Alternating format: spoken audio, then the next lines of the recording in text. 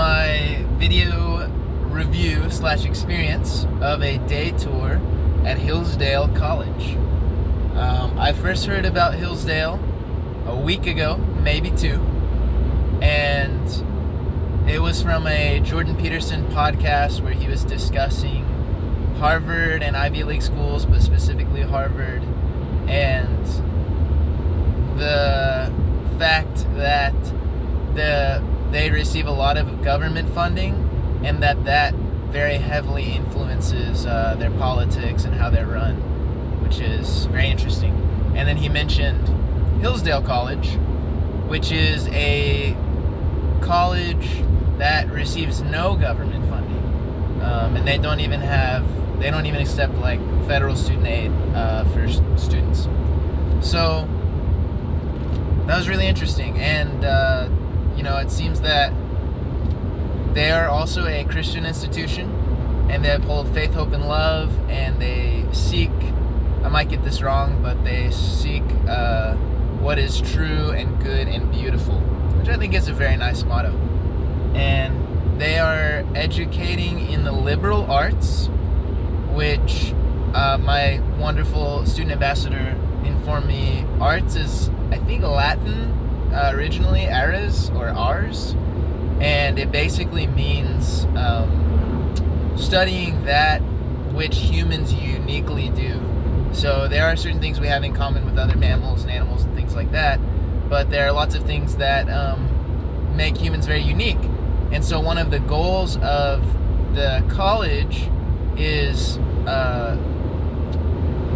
classical education, which is education informed a lot by literature, classical reading of lots of different people, including Plato and Aristotle and the Bible. The Bible is very heavily used there, it seems. And they want to highly value self-governance, where you learn as a human being to not be controlled by your passions and thoughts, but to control your passions and thoughts. Roughly, that's what that would be. So, really awesome institution. As far as facilities go, really clean, really beautiful, extremely beautiful facilities. Lots of incredible wooden furniture and beautiful chairs, and the classrooms were well built, and just incredible facilities. The gym seemed pretty good too. I would say really good. And they have a pool, and they have lots of sports teams there. And they were building in a few buildings. One of them was an addition to the library, which looked like it was going to be really nice. And they have a wealth of library resources, quite a lot in person. And then I was informed, I think 2 billion books / journals access online for their students for free, which is really amazing. And some other amazing things is, as far as private institutions go, they have a much cheaper tuition. Their emphasis is undergraduate, bachelor's degrees, and something that makes them unique is their core education, which is that no matter what specific bachelor's degree you're going for, you have core electives, and I think it's 16 courses that are required to be taken, which cover certain sciences, certain arts, certain philosophy, religion, American history classes, and different things like that, in order to give the student a very solid baseline knowledge of information that will benefit them in their life. And as far as interactions go, I had great interactions. Everyone was really great to conversate with that I talked to. Pretty much everyone I talked to were very articulate people and seemed to be very intelligent communicators. So I was very impressed with the high level of conversation that was being had, the vocabulary and the topics. We talked a lot about, at lunch. Oh, that's another thing. I got a nice free lunch at their buffet cafe, and very delicious, very good selection. I got plenty of plant-based options for myself, since that's what I like. And lunch conversation was good. We did talk a little bit about politics. I brought it up, and we talked about God quite a bit, and ultimate frisbee, and other things like that too. But from peers that were my age and younger, in their 20s, early 20s, there was a lot of heavy concepts being tossed around, and we talked about God being a respecter of free will. We talked about separation of church and state, and the main reason I wanted to come was because I have a belief in the separation of church and state, and I'm learning how to articulate that. Because when I expressed that to one of the girls in the lunch line, I told her, I think the separation of church and state is a wonderful thing. I'm glad that you guys don't take government funding. She asked me the question, don't you think we need more merging of church and state? And when I think of that, I think absolutely not. When I think of things like in the past, the Catholic Church being one example, the papacy is a authority that holds governmental power and religious power, and because of that, it has a lot of power, and it can inform you that if you don't do these certain church activities, if you don't go to church on this particular day, or if you don't do this or you don't do this, then you can receive governmental, judicial punishment for that,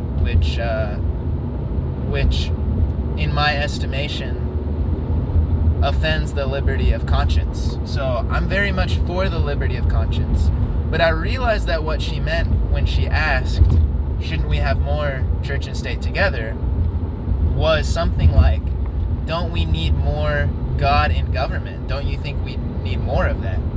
And if that's the question she's answering, or she's asking, I would say absolutely yes. I think that the best governmental system is one that reveres God as the top and takes the wisdom of God's laws, which are in the Bible, and implements those moral laws, which seems to respect liberty of conscience, yet defends the helpless and commands things like the Ten Commandments would be a good example. It institutes a day of rest for the whole community. The Ten Commandments command against adultery and murder and those things that, absolutely, I would say those should be laws in our government to prevent those things, and that those are the best laws to have in government. Yet the government respects that those morals come from a higher power. Because something that one of my lunch friends mentioned was, it seems that if a government doesn't believe in God, or a society doesn't believe in God, government takes the place of God. And I tend to agree with that statement as well. That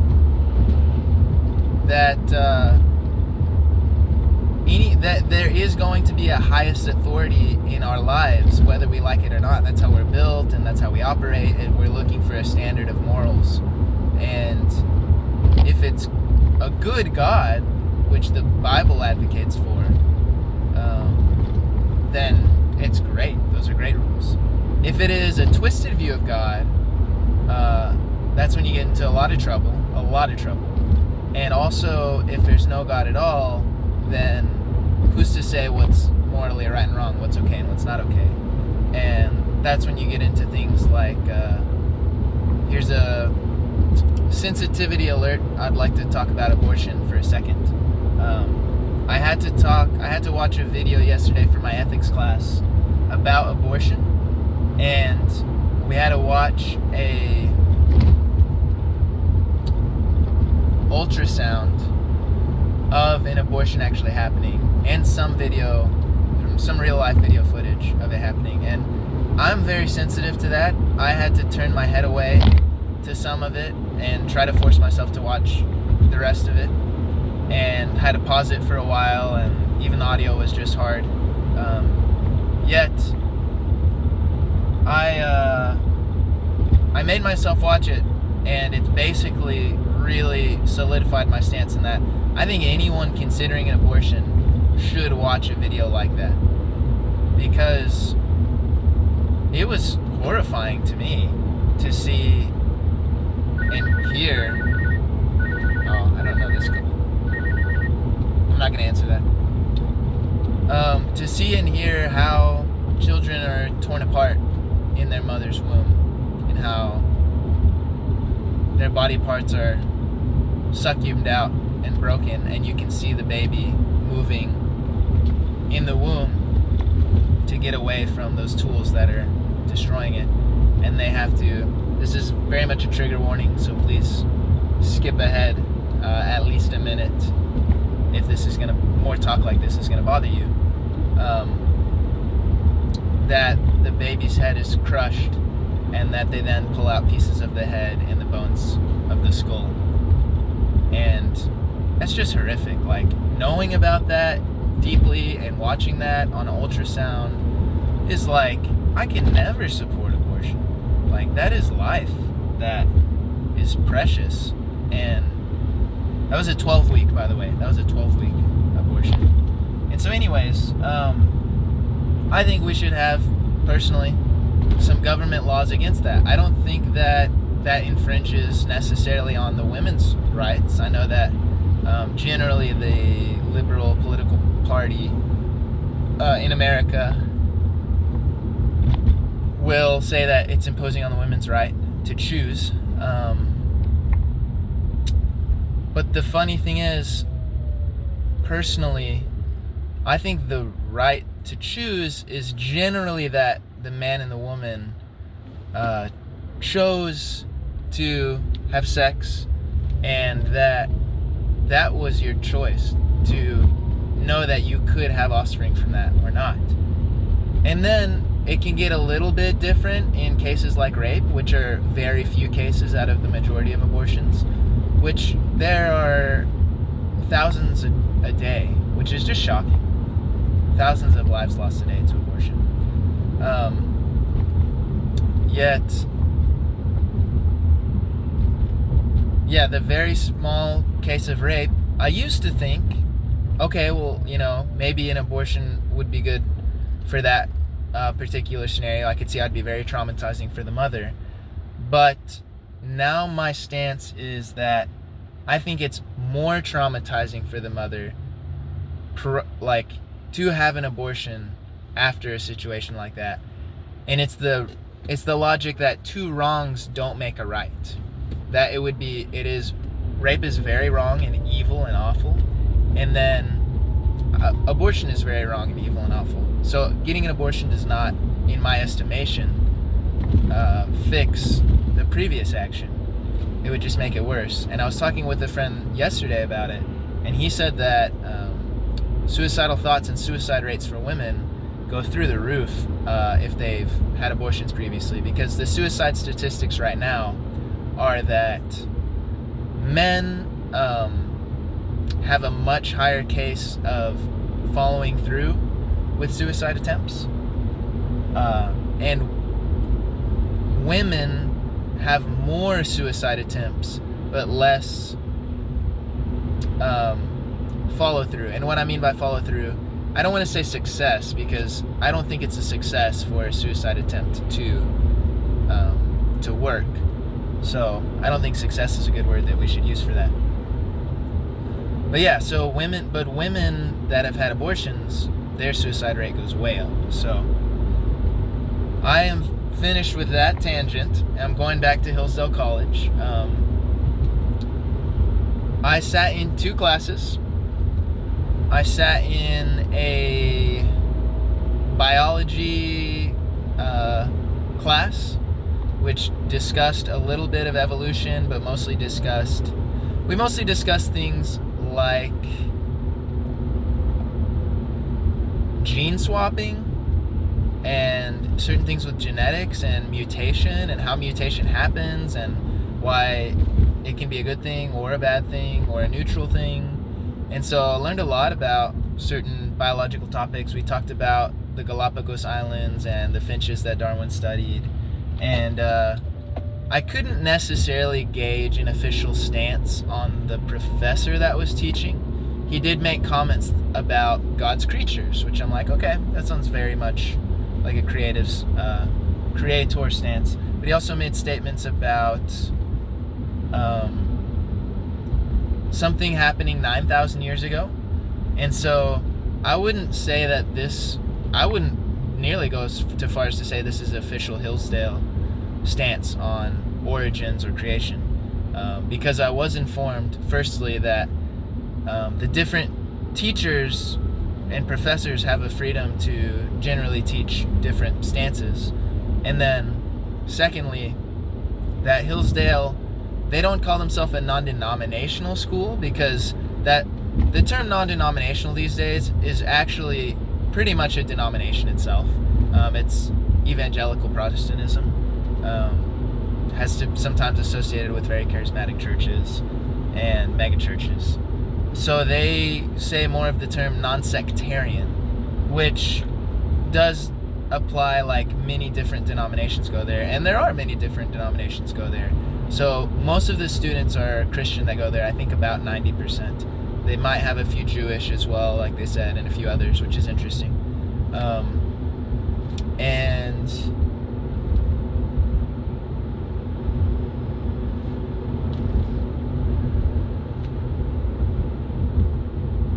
yeah, they have a seemingly diverse amount of Christian denominations, which is very cool in a Christian environment to have. And so, yeah, I couldn't necessarily gauge what the professor's stance. I don't think there's not at all an official university stance on creation or origins, although they are a Bible-believing Christian college. And in my estimation, the Bible teaches Baptists would actually disagree with this, and evolutionists would disagree with my stance as well. I think my stance and what I see the Bible teaches in the creation narrative is a old universe, old earth, young life. And so a Christian evolutionist would have a belief in old earth, old universe, old life, which could take billions of years to happen. But they would believe that God created it in the beginning. Which is funny, because that's even what the guy who kind of made the theory of evolution believed. I believe is that he was still kind of not atheist, but just believed it may have been a long process. So, but I think the Baptists and most Christian denominations believe in a young earth, young life, young universe creation narrative, which would mean that going by Ussher's timeline and chronology, that the earth is 6,000 years old, and that because of that, everything is 6,000 years old, that the creation narrative in Genesis happened at 6,000 literal years ago from now, and that it was the creation of everything, which in my estimation is not what the Genesis narrative teaches. As far as I see the Genesis narrative, it's in the beginning when God created the heavens and the earth was formless and void, and the Spirit of God hovered over the waters. So, heavens and earth in the Hebrew thought basically mean sky, and land. And formless and void means something like chaotic, or welter and waste, as Robert Alter would put it, a Jewish scholar. And that means that the creation narrative, as far as I can tell, is already talking about a earth, a glob that's there. God hovers over the waters. Verse 3, the creative acts start. Genesis 1:3. And it's that there's already raw material there. So that means that the universe has existed already for somewhere for God and the angels to dwell. Especially with the scriptural narrative that Isaiah 14 and Ezekiel 28 and Revelation 12 put forth, which is that there was a great controversy, a great war that started in heaven before there was a rebellion by an angel named Lucifer who became Satan, and he started that rebellion before the earth's creation. Because it would be super weird, in my estimation, of all of that rebellion happening within the 6 days, where a third of the angels were deceived. And it's a political war. It's a war of ideologies. The Greek word in Revelation 12 is polemos, the war that happened between the angels. And it's questioning, is God really good? And do his laws have have your best interests in mind? So, anyways, talking about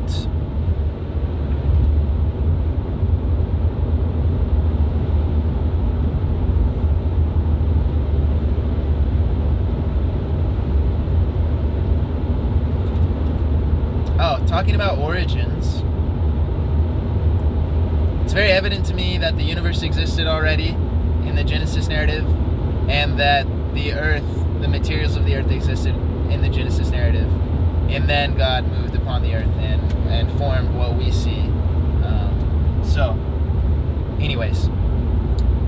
Yeah, no, I'm not a mouthpiece for Hillsdale College on that topic, and I couldn't necessarily gauge exactly what the professor was teaching on that topic. But I did learn a lot, and I also sat in on a American heritage class, and we briefly talked about the colony of Virginia whenever America was founded, which was a very English colony and never intended to necessarily be let go of English rules and laws, and they were very English in a lot of ways, which I found interesting. And then it spread from the south from there. But the Massachusetts colony, Plymouth, that was founded by, what's the word I'm thinking of?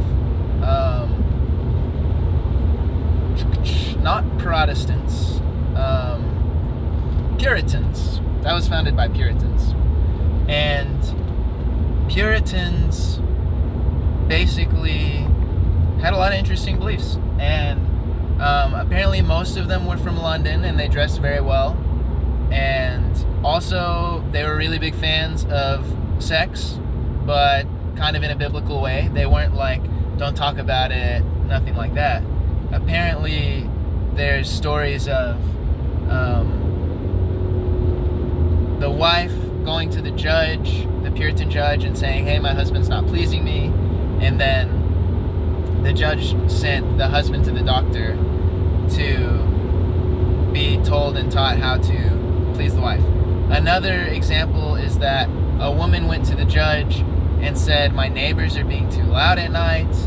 And the judge said, this is a gift from God, just plug your ears.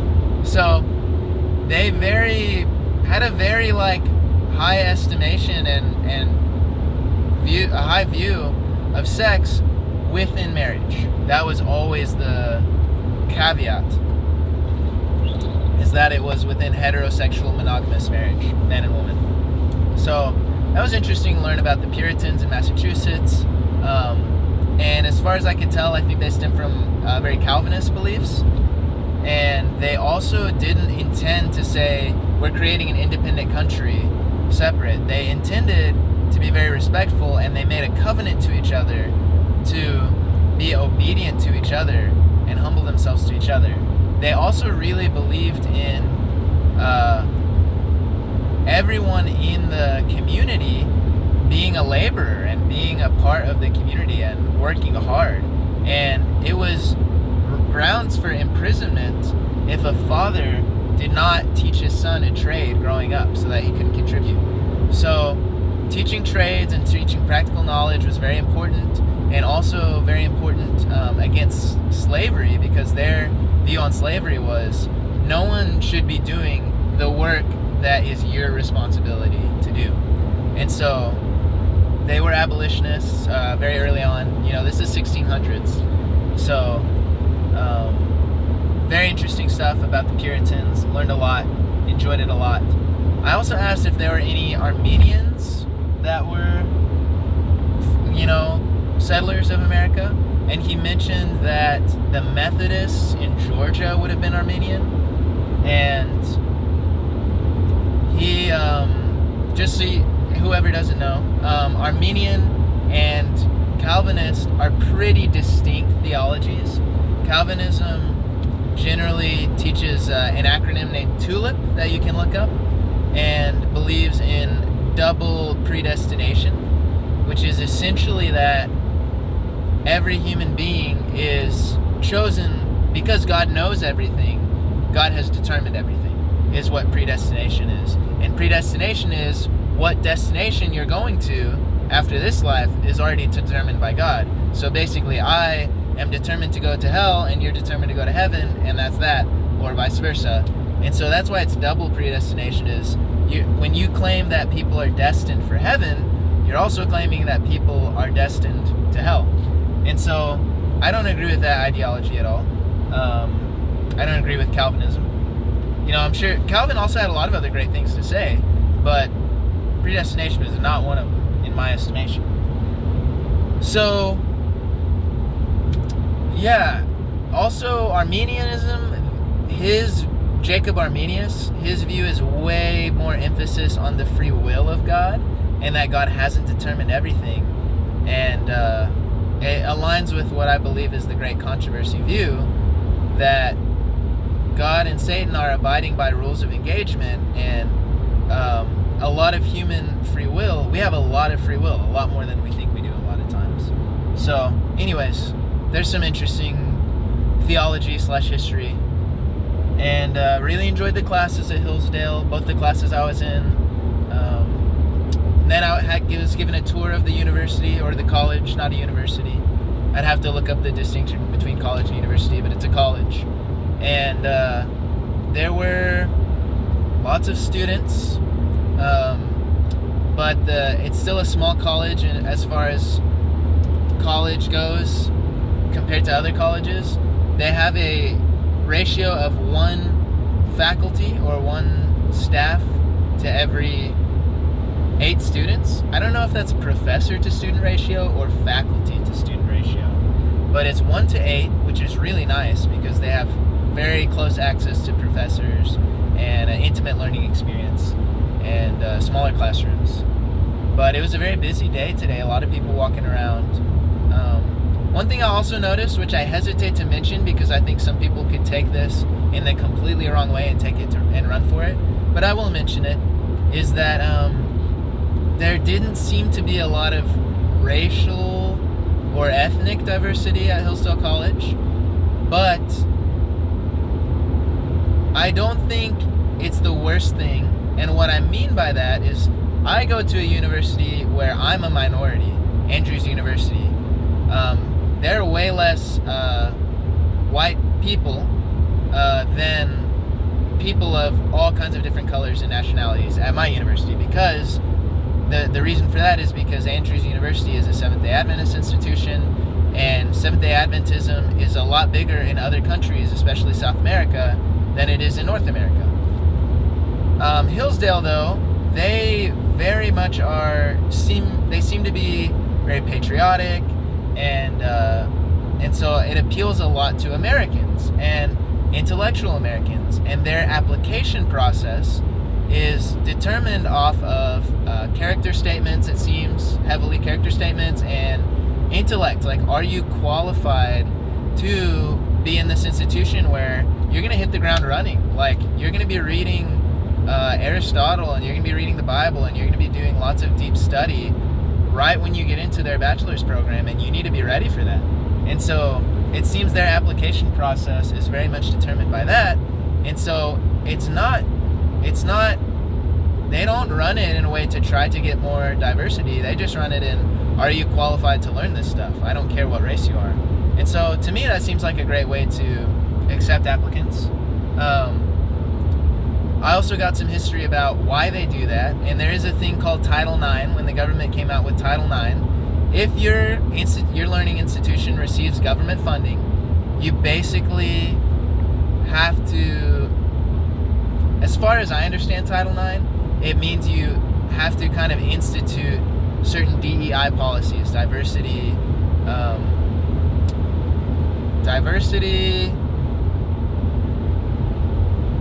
I don't remember what the E stands for. Equity, diversity, equity, and inclusion, which are rules that, it sounds really nice, but it really mandates that you have a diverse culture in your university, which culture is great. I love the fact that I'm at a diverse university, and I learn from different cultures from the students that are there. I recommend being in a very culturally diverse place. It is awesome. Yet I do think personally that it's somewhat of a problem once you start implementing that into application processes, because then some people think it is racist to not include race on an application. Some people think it's racist to include race on an application, because then if it matters what race you are in the application process, then basically what you're doing is determining that race matters a lot, like, or that it at least plays a part in the decision-making process of accepting people to institutions, which is, some people think, is a form of racism as well, because you're determining someone's qualifications to study in their mental capacity based on race or skin color. So they don't do that, which is nice and very interesting and very different. And so they don't accept Title IX. They don't accept government funding at all. I don't know if that's something I mentioned earlier in the video, because it's been 33 minutes of me talking. And if you are watching this and you've made it this far, I appreciate you. Thank you very much. Give me some feedback. Let me know what you think. If not, that's okay. This is just a video journal for me, so no shame. Yeah, but they receive no government funding, which is a really interesting thing. And so I do think it helps them determine what they believe they should do, rather than the government saying what they believe they should do. So anyways, I had a wonderful time at Hillsdale College. I really enjoyed the tour. It's a very educational, very literate, very intellectual space to be in, but in a refreshing way, because there's also a lot of character that's focused on, and I found a lot of humility there with the people that I talked to as well. Humility and kindness. So it's not a my nose is stuck up intellectual from the interactions I had. It was very much a humble intellectual where it focuses on building each other up. It has a high value on truth and confronting, in the sense that if I say something that might be wrong, I might get challenged and say, oh, well, I actually don't think so, or, why do you think that? And so I think that's very good. I think we should be challenged in a polite way, because it means we uphold truth and we care about what's right, rather than not caring about that and say, oh, well, that's your truth and this is my truth. And it's kind of this more postmodernist approach to truth. So that is my Hillsdale College day tour review. I was treated very wonderfully. and incredible facilities. Seems to be doing really well. I don't want to say anything bad about my university because I love my university, Andrews University. Top. I would recommend anyone come to Andrews University. I love it, but I can see where the differences are as far as certain things like Title IX and how government has certain influence in certain areas. And in a sense, I'm grateful for that because I use the GI Bill, which is the military payment for my schooling. And so if I went to a place like Hillsdale, I wouldn't be able to use the GI Bill because they don't accept government funding. So in a sense, I'm very grateful that my university accepts government funding. Yet I see how it seems like there are some issues and things with that as far as who the authority is and what to implement. So, yep, enjoyed Hillsdale and currently enjoying Andrews University, especially the seminary. Loving it. I didn't do my undergrad at Andrews, so I have nothing to say on what that experience is like. And yeah, I would recommend you visiting Hillsdale as well. And especially if you're looking for an undergraduate degree, that would be, I think, an incredible place to go. And as far as master's degrees goes, this is actually really insane. Their master's degrees, they have 2 options. They have 3, but one of them's in Washington, D.C. One of their options is like I think, classical education or classical literature master's degree. And all of 3 of their master's degrees, as far as I understand, are free. You heard me right. Free master's degrees. Have you even heard of that before? A free master's degree? That's incredible. So obviously the catch is that you have to qualify. So you have to send in your application and they have to determine that you're, I guess, worthy, in their eyes to do their master's degree. But if you are, and you live on campus, it is free. If you live off campus, there's like an online fee. But if you live on campus, it's a free master's degree of what I think would be incredible education. So really awesome, and it's free. There's nothing in this world that's free, is my personal belief. Everything is paid for. Freedom isn't free is a phrase I learned in the military. And it's free because of the donors and alumni that believe in quality education being available to people. So how cool is that? If you're looking for an awesome, top quality, free master's degree, just give it a shot at applying there. Also know Peterson Academy is a thing. Jordan Peterson's has university level education available online. And I know the Bible Project, they also give master's level education for free online. So there's some cool options. I personally love in-person. I did my whole bachelor's degree online in film and media studies, and I learned what I think would be 20% of what I would have learned if I was in person. So yeah, I would say in-person's the way to go, but there's some really great online resources out there if you guys want that. And I love where I'm at. I'm not switching from Andrews. It's what I think is right where God wants me to be, and I'm enjoying it a lot. And I have a house there and a great community there. And I might look into Hillsdale's online courses. That would be really cool. Oh, that's another thing I mentioned is they have all kinds of online courses for free. So I would say that's probably the best way to check out what they're teaching is go learn from their online courses. And one last thing I'll mention is that, I made a video a while back, one of my first videos in the recent past, of is college a scam? Is education a scam? So answering that question now, my general consensus was like, kind of. My answer was like, basically, yeah, college is a scam. But it's a little more nuanced than that.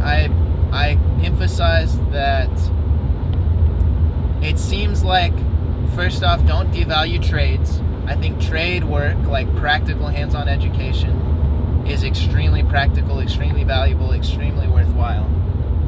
Secondly, I think that a lot of education can be learned in the field, almost better. Like, a lot of education should be learned in the field that we are teaching classes about through textbooks, where it's like, no, just go learn how to do it. Go make mistakes and go learn how to do it. On the flip side, though, there are jobs that I think we should really appreciate that there's education. The fact that we have doctors that perform life-saving surgeries, and certain degrees, certain career fields, vocations, are really only possible through intellectual book education. And personally, my life has benefited. I've learned how to become a better communicator, how to be more open-minded. I've learned a lot of things through book education. And so, yeah, I would say I can't answer is college a scam with a resounding yes or a resounding no. I would say it depends on which college. Depends on what kind of education you're going to get. That's basically it. Self-education can be really helpful. But if you have mentors or professors that are wise, that want to share their knowledge, learn from them. Do it. Why not? That's a resource that would be great to have. So, yeah, I think picking the college is very important. And if you do college, and I wouldn't say every person needs to do college. I think there's lots of other options for life. But I'm grateful that I'm in college, and I would encourage anyone to always continue learning, always continue further education, proper learning, just always continue that. I think it's so valuable, and we should never stop learning. And I personally believe that one of the best parts of heaven will be learning for eternity. So it's very important to learn how to love learning. That's something that I've learned, especially in the past 6 months. I was struggling with that a lot about 6 months ago. And learning to love learning is something I hope every human being gets to do. So, anyways, thanks for listening to this podcast episode about education. And if you've made it to this end, I thank you very much. I pray that the true God blesses you, that you receive His love, and I'm grateful for your friendship or your viewership, and let me know how I can best support and help you in your education journey. And thanks for supporting me. So, God bless. Peace, hope, and love. Faith, hope, and love. Those three. The greatest of those is love.